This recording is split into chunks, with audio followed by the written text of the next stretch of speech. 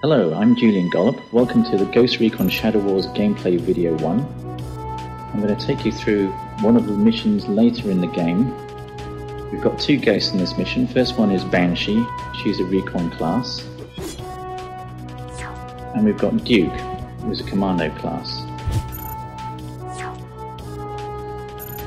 Our objective is to get to this door from the end of the corridor here and open it.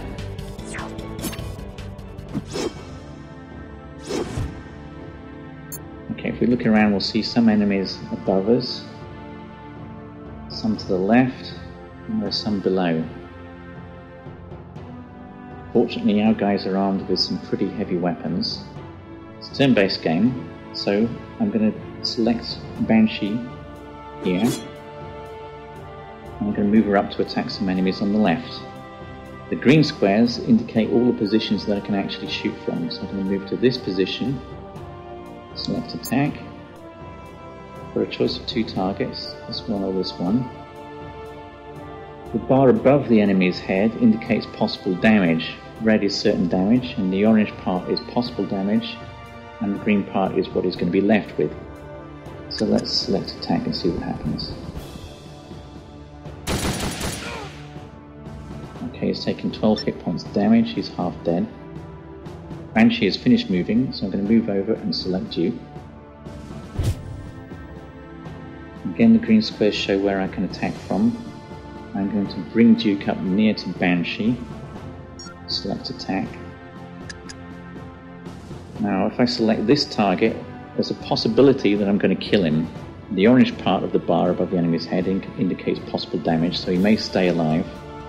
This guy I don't stand a chance of killing. The red lines indicate possible return fire. I'll show you what that means in a bit. Let's just go ahead and attack with Duke.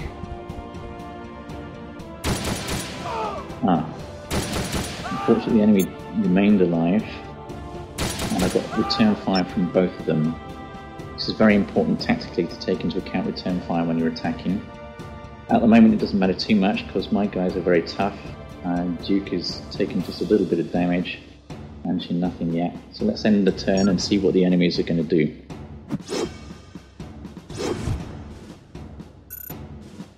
Okay, it looks like they've noticed us.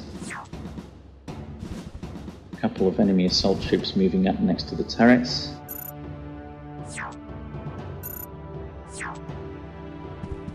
Another assault moving in close to reveal Banshee. The other one attacking Banshee.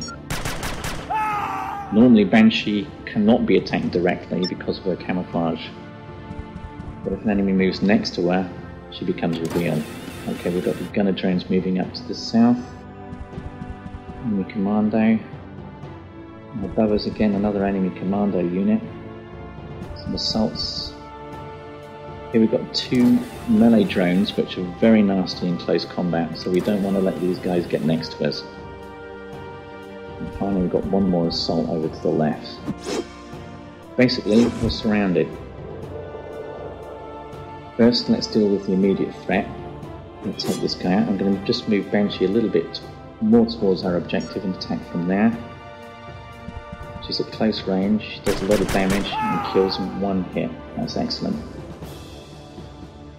Now Duke is free to launch his attack over here. When I select Duke, I'm going to switch to his secondary weapon, which is a shoulder-launched missile launcher. I can't move so far and attack. If I move here, select attack, I can launch an attack on the line here. It's an area effect weapon, so I should be able to affect 3 targets. Let's see what happens. Excellent, I've taken out one of the turrets and 2 of the defending guards are seriously injured. Let's see what the enemy can respond with. Assault's moving up closer, but they're not in range to attack yet.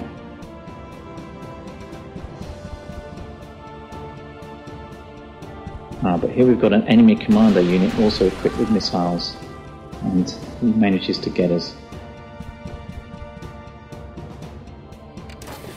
The enemy melee drones closing up very fast, they're quite rapid.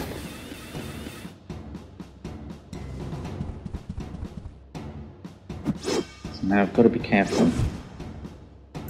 I'll stick with the main objective.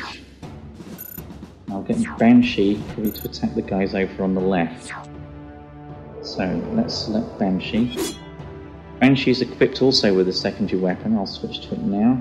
This is an EMP grenade. It's very effective against enemy drones and turrets.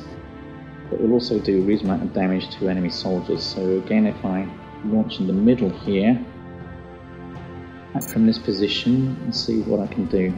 Should be able to take most of them out. Yes, excellent, all three are gone. Now this leaves Duke to choose where to attack next.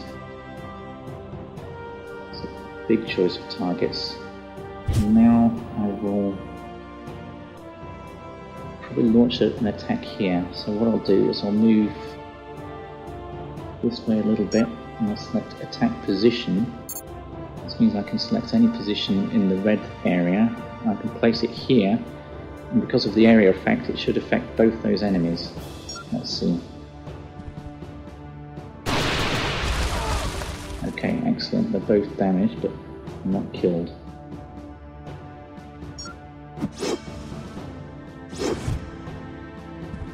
Finally, an enemy assault's got up onto the main passage. We'll exchange a fire there. Gunner drone, which is quite nasty, is approaching rapidly. Another enemy commando with a missile launcher. Meanwhile, the enemy commando is still launching missiles at us. Duke is under really heavy attack here. We don't want these melee drones to get next to us, so somehow we're going to have to deal with them.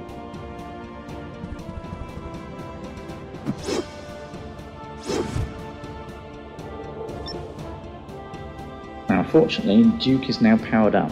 Whenever you attack an enemy or kill him, you get some power points. If you look at the blue bar on the bottom left, you'll see it's at 100%. So I'm going to make good use of my power attack. Let's select Duke first. I'm going to launch the power attack into the middle of these guys here. If I move the camera a little bit, you can see they're reasonably well bunched up. Get some return fire from that position. Maybe I can move here, I won't get any return fire. Now I'm going to select Wide Impact, which is Duke's power attack. This immediately extends the area of effect, and it will also do more damage, so I should be able to do quite a lot here. Let's see. So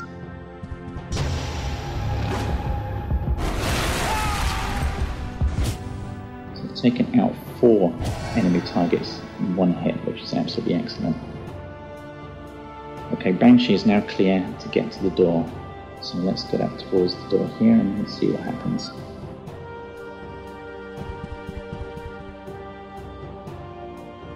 Oh dear, on the other side of the door we've got a whole load of trouble. A lot of enemy drones. But to find out how to beat them, you will have to play the game for yourself.